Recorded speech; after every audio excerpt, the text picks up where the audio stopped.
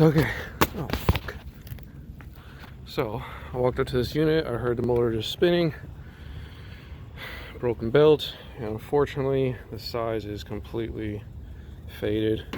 I started taking off this panel. And what do you know? Looks like it's leaking a whole bunch of water. So let's see what happens. Let me take this off. Okay.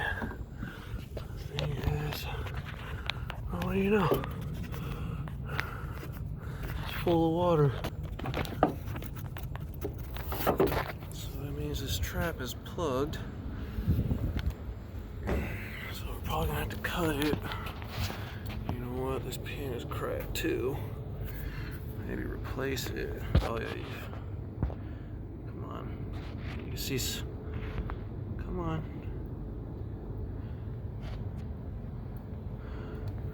Hold on a second. You can see sludge in there.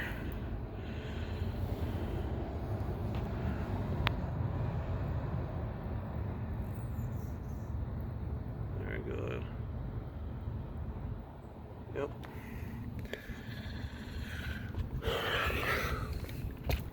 16 by 20 by 2s.